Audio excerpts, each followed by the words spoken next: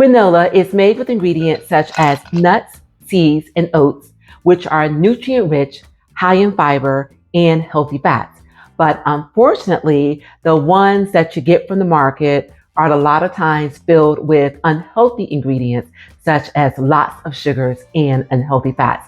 So today we are making it at home. Hello everyone, I'm Deborah. Welcome to my kitchen where we are making healthier versions of the foods that we love. And today's recipe is a homemade granola.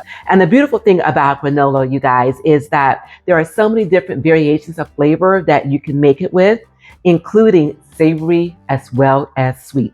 Now today, I am using a combination of different nuts, some chia seeds, adding in some protein powder to boost the protein in it, and a nut butter. And I'm using peanut butter today. Next time I make this, I'm going to be using an almond butter, which I don't have any today. It is on order. But just to let you know, you guys, you can use a nut butter of your choosing.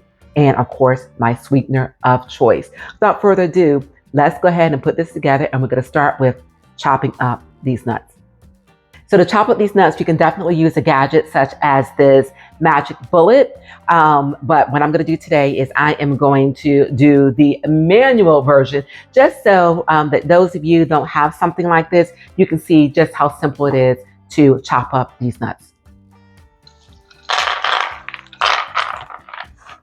Okay, so I have my mixed nuts here, and I am just going to proceed to take my knife, hold it on either end, the handle, and then also the top of the edge, and just proceed to go across these nuts to do a rough chop. Don't want them too fine, but at the same time, not too big, so that once we put this together, we're not going to have chunks of nuts in our mouth.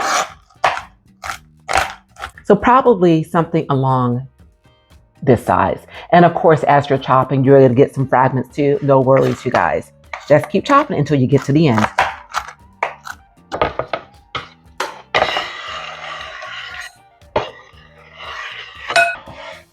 Okay, and this is what we have so far. All right, I'm just going to finish this up, and then once this is done, I'm going to show you what the next step is.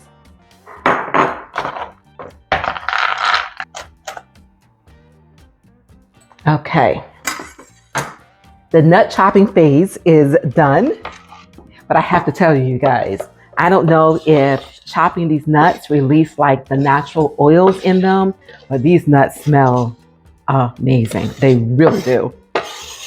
And one other thing that I need to tell you too, that if you do in fact use like a blender or mini blender, make sure you pulse the nuts. Otherwise, you're going to end up with the flour, and that's not what you want.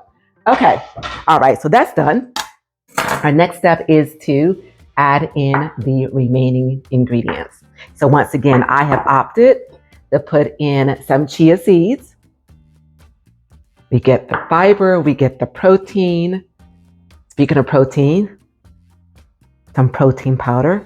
And this happens to be vanilla flavored. And if you opt to use the protein powder, you can use plain. But then what I would do is I would add in some vanilla extract just to boost that flavor. And then our sweetener of choice to your sweetness level. Okay. And then the last thing is our nut butter. Again, I'm using peanut butter because this is, and it's all natural. It's just nothing but peanuts and salt in this. No sugars or any other preservatives or additives in this whatsoever. And I think I had made mention of the fact that I do also have another nut butter on order, which will be here in a few days. And the next time I make this, I will be using that, and that be an almond butter. But I've seen people use coconut oil as well in this. Now at this point, you guys, it's just a matter of mixing all of this together until all of the ingredients are thoroughly combined. And one other thing that I will mention as well, because this is going to get kind of pasty, in order to make sure that you do in fact get all of these ingredients mixed together, add a little bit of water too, just to loosen things up a little bit. And that should definitely help with these ingredients combining with each other. Okay, these ingredients are all well combined. And as you can see, when I press the spatula on it, everything holds together, and that's what I am looking for, so that when it bakes, it does hold together just like that. See that? And if, of course, if it does not, then once again, you can add a little bit of water, which is what I ended up doing, just again, so it made it more manageable as far as combining all the ingredients, and it definitely helped spread that peanut butter so all of this would stick together. Okay. The next step is to bring over my baking container. Okay, here's my baking container, and I just sprinkled a little bit of water at the bottom, and that is just going to help this parchment paper stick to the bottom of this and stay in place. Just like that. Okay.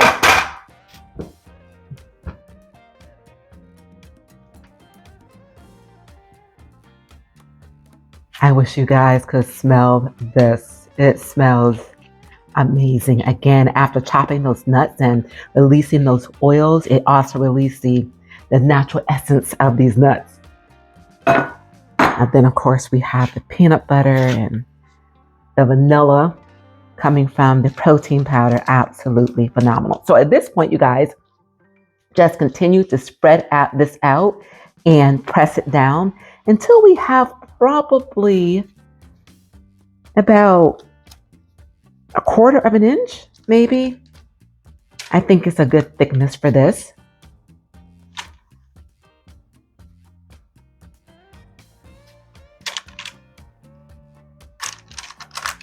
Okay, everyone, we have just a few loose fragments, but not bad, but for the most part, everything is pressed together.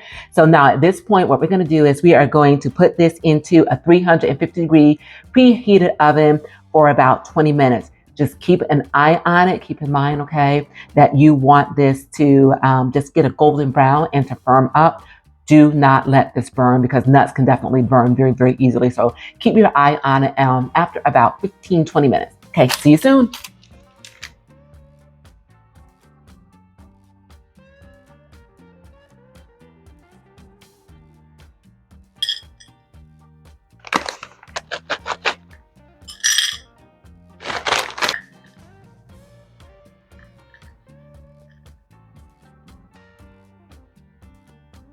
Now that you see that you can take some of your favorite foods, swap out a few ingredients, and with ease, turn them into a healthier version, and you want to see more recipes like this, then keep watching to learn how to transform your diet, whether it's sweet treats or main dishes, into enjoyable, lower sugar, lower carb, more nutrient-rich recipes that even the newest of cooks can master with ease. So if you want to eat your favorite foods but want to stay healthy, click here for my guilt-free versions of the dishes you love, packed with flavor but not the unhealthy stuff. Thank you all so very much for being here. And if you are enjoying this content, and if you enjoyed this video, please do give it a like. And also, please do share my channel with those who feel will benefit from what we are doing here on this channel. And that is bringing everyone healthier versions of the foods that we love, so that we can make this chapter of our lives the best chapter of our lives through healthy eating and healthy movement with workouts. And if you've not yet tuned into my workout videos, I'll leave a link right there, you guys.